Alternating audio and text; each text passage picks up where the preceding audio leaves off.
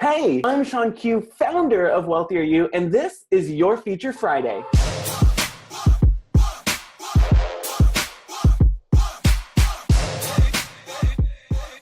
I am super excited because I have a very special guest, Dr. Melody. I met her all the way in San Diego in social media marketing world. Me and her were able to connect and have this huge conversation just about Jesus, about business, and it was absolutely fantastic. I left with my head up high, my shoulders back, knowing that there are other powerful Christians doing the exact same thing I'm doing in the marketplace, furthering God's kingdom. And it was absolutely fantastic. So I'm super excited to be able to present her to you guys today. Go ahead and introduce yourself. Hi, everyone. I'm Dr. Melody. I am your health and hope motivator. And I was so incredibly blessed to meet up with Sean that day. It was really kind of amazing how it came together. But I'm here and I inspire Christian women. My passion is to help them live their best lives and overcome a lot of their struggles, specifically with their weight and their self-esteem and things like that the devil has just gotten a hold and is really dimming down the light of who they were truly meant to be and express themselves in the world as God's beautiful creation. So that's what I do. Great to be here, Sean. Dr. Melody, super great to have you. So you mentioned you help Christian women and you help inspire them, making sure that the enemy has absolutely no control or dominion over their life. What are some specifics to that? When I start working with women, I want to see, what is their history, what is their past, and what do they feel has really gotten them stuck. So when we're stuck, we really feel like I'm too far gone, like I can't make a change. I've tried everything and nothing's worked. And so I love to come in and not just help them make a plan for like, this is how you can actually get out of this. This is how you can begin to transform your body.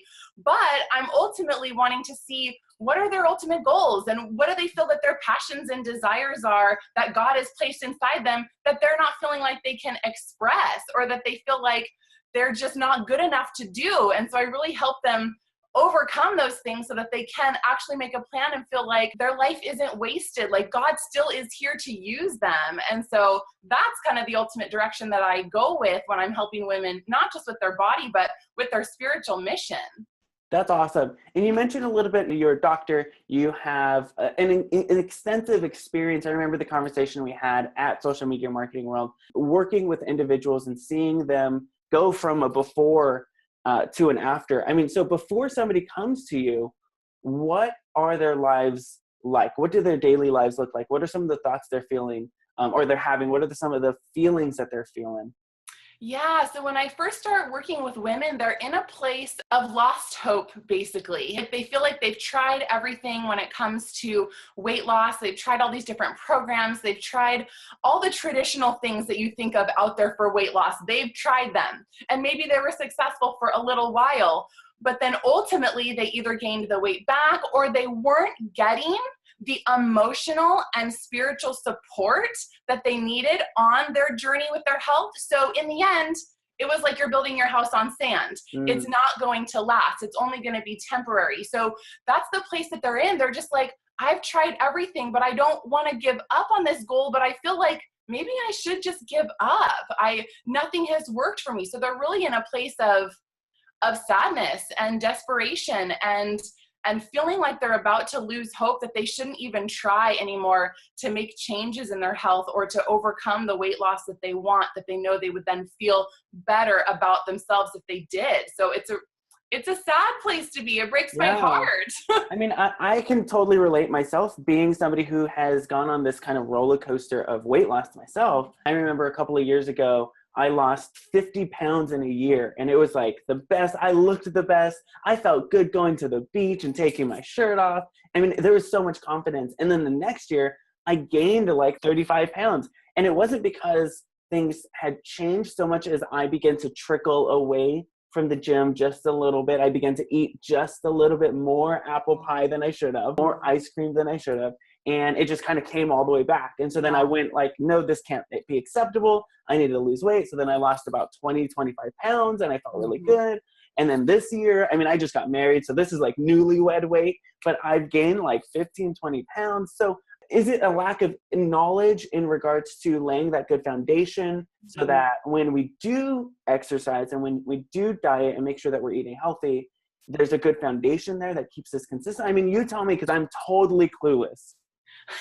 Yeah, no problem. Ultimately, it ends up being just like you were saying, we slack off a little bit, and it's not that you can't ever relax a little bit. You don't always have to be like a steam train, going full force and never being able to quote unquote, like enjoy things or just like calm down. But it's that it's just like how sin ends up creeping into our life, right? It's like little by little innocent things, like little things that we didn't act on, or little things that we allowed ourselves to see or hear, or environments that we placed ourselves in that we said, oh, that's okay, that's not that big of a thing. But over time, it's going to build up, and then that's when someone really can do something that they never ever thought that they would have done, or that they would have been in that situation. It's those little things. And so sometimes it ends up being like a lack of returning to the focus of the goal. We know that we want it, we make good progress towards it, but if we're not diligent in kind of like, if you don't have the things set in place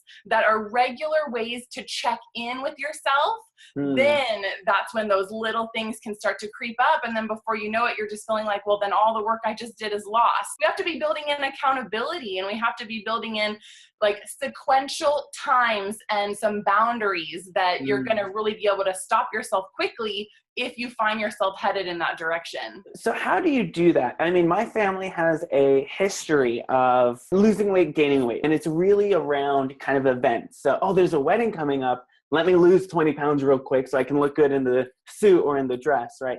Or there's a birthday coming up and I want to look good for my 30s. It's always kind of event driven. And then after the event, we lose the momentum. So how do we, what do we put in place specifically? And how can you help me and my family? Because we keep gaining the weight that we lose.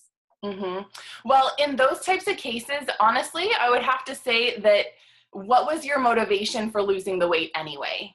And so if the reason for losing the weight was something that was temporary, or it was like a specific deadline, then you're going to act in all these different ways in order to meet this deadline.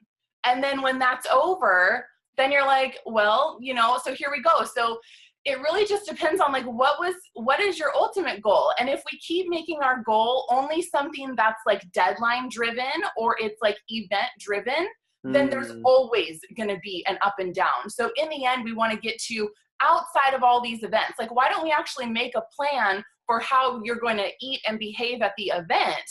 But the goal itself is actually something bigger, or it's something, the motivation is different, because that typically happens when you're in like a stress motivation. Like, I'm motivated because there's a time crunch and there's a deadline, so I'm going to do all these things that just aren't natural and normal. Instead of, what if we just built all these habits and that was just your life, and then we just planned specifically for events, so you didn't feel like you had to miss out on enjoying the fun and enjoying, the food and the drinks that are there. But that can't be the only motivation. So when you keep doing that, then it makes sense that you're going to keep going like this. Oh, that's so good. I mean, you base your why on something that's temporary. The result's going to be temporary. Like, that's so big. That's tweetable. I'm totally going to tweet that after this. So, Sounds good to me. Okay, somebody comes and works with you. They're incredibly depressed. They feel stuck. They feel hopeless. They feel like, I'm just going to give up. I can't lose the weight for good. What happens when they work with you? What happens after the fact? What changes? What's different? Yeah. Well, first, they've come to a place where they're willing to try anything. Like, if you think that you can get me there, I will be willing to do whatever it takes. So first and foremost, I'm able to actually kind of like open them up a little bit, like open up their heart, open up their past, and they get to a place where they're just so vulnerable with me. But that's beautiful and that's awesome. And I need to know those things about them. And I need to understand who they really are and why they've gotten to this place. So when I start working with someone, I make sure up front that, are you ready to do the deeper work? Like, are you really ready to actually maybe open up some wounds, or open up some history or some past or some patterns? and really be honest about what's going on. And so when women are ready to do that, when they're actually tired of the surface level things not working, then we get down. Like we really get down into their heart and into their soul and into their pain and explore those things to where now we can bring healing in. We bring healing into those things. And I do that through various techniques, but ultimately bringing that to the feet of Jesus, right? Like we have to bring our hurts and our brokenness and the things that we have been not wanting to address, but they're causing havoc in our lives. And so when we expose those and finally say, God, I need your help in this, please heal me in this way, and we bring it up to God for his healing, then we can move forward. And then we have a renewed sense of hope. And then we begin making a plan. But until someone is really ready to dig deeper and to find some things that are way below the surface, then they will ultimately not be successful. So luckily, the women that work with me, they're in that place. And my goodness, that's when the amazing things happen, because they trust me enough and allow me to finally be that ear and kind of that guide to navigate through the painful things or the past or the disappointments or the self-shaming or whatever that is, and heal that, bring that to the light for God to heal. Then our futures are open wide for all the possibilities of God to come forward. So that sounds awesome and scary. Yeah. Going through a lot of like the pain, the past, some of the brokenness, and exposing some of the things that we probably don't like talking about or are uncomfortable talking about. How do you help someone go through the process of discussing things they'd probably not like to talk about, but knowing that they need to talk about it? Well, first, we create a level of trust and a level of safety. And so there is no judgment from me. There is nothing that would feel unsafe or exposed between the confidentiality and like the consecrated place that we agree to be in together when we start to explore. And then it's only what they want to reveal to me. But in those things, I'm able to then pick out so many areas that we can then slowly start just exploring, you know? And so I guide them in different ways to open up their mind and in creating safety to where when they are comfortable, they will expose and reveal something to me, and then we can begin to address it together. You know, it's just all based on where they're ready. I never make anyone say things that they don't want or force them to reveal things that they're not ready to, but we create such a level of safety and trust, then it's kind of just a beautiful and natural space to start exploring these things. So I do my best to create that environment for them that doesn't feel scary or threatening. That's awesome. So the individuals who come to you, I mean, they build these amazing relationships with you. It's not just around like, this is how you exercise or this is what you're going to eat, but it really gets deep into who they are. And that, I mean, I'm sure is a huge transformation that's long-term, right? Because the diet can change, health changes, but who we are, that's long-term. And so there's a lot of identity issues there, and I'm sure you kind of work through a lot of that stuff. What do you guarantee will happen if somebody hires you? Yeah. When someone works with me, I absolutely guarantee that they're going to get clarity around the areas that they have felt the most confused or the most stuck. So clarity and a renewed sense of hope. There is literally, it has never happened that someone has worked with me and did not, even on a first session together, did not walk away finally feeling like, oh my gosh, I actually think that this could happen. I can see it now, versus I was getting to the point where I didn't think it was ever going to happen for me again. So I absolutely guarantee clarity in your direction and in what's been going on, and renewed hope for this beautiful future that's ahead of you that you want to create. That's so awesome. What are a couple of reasons? I mean, because there's health coaches everywhere, and I think you've already touched on a couple. You dig deep, you really build that trust and that safety, and you talk about the things that other people may be unwilling to talk about. But what are some other reasons that somebody should choose you instead of the many other health coaches that exist? I feel like one of the main things would be my background, like my education, like what I bring to the table. Mm. I'm a doctor of physical therapy and I have my master's in physiology as well as certifications for being a health coach. So when someone really wants to get credible advice, they don't want to get something where people have just done some research online, or maybe they took a class or two and then they feel like they have it all solved and that they know it all. To be able to communicate to someone the amount of knowledge that I have, understanding the way the body works, understanding nutrition, let alone the spiritual background that I'm bringing. What is different about me is that, yeah, I don't want to just here, eat this and exercise like this, and you better make sure that you stay on track. Like, no, not at all. I think the thing that is so different is when someone really wants to create their life transformation, but their body is what's holding them back,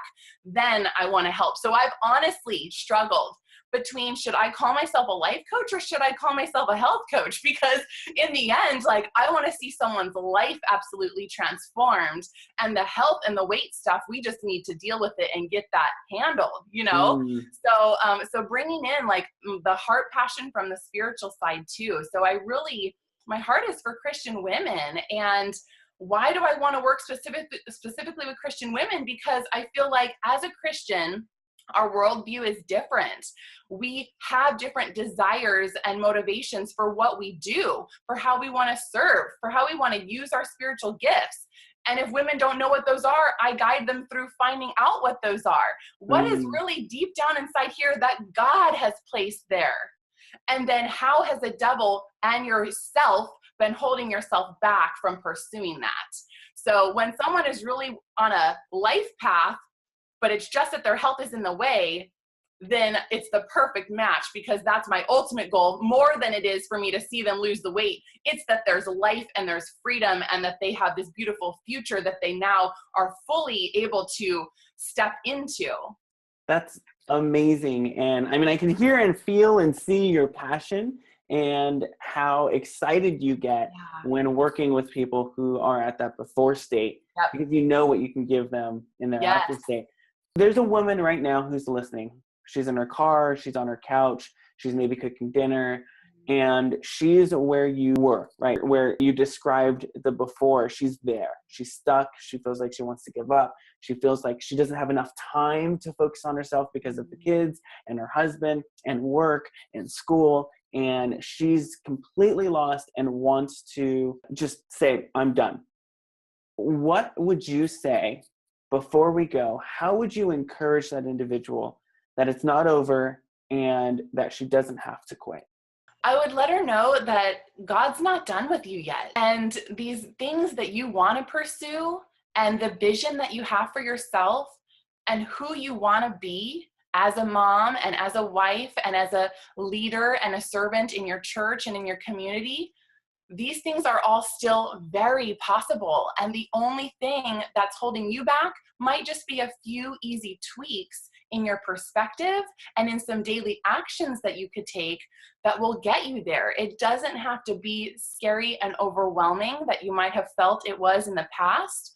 I can show you very simply some easy things to change so that we can cut down the fear of it being overwhelming and make it very clear and very simple in moving forward towards your goals. So your journey is not over and the hope is not lost. There's a beautiful future that God has for you. Dr. Melody, thank you so much for being with me. I mean, I've had such powerful conversations every single time we get on the call, every single time we meet each other in San Diego. You are on it. Keep up the great work. Thank you guys for watching. I am Sean Q, founder of WealthierU. You can find more of these expert interviews at WealthierU.com. If you feel like you are an expert in your field, like you have a guaranteed result and people need to hear your message, go ahead and set up your own session at WealthierU.com as well. Have a great day, guys. God bless. I love you guys.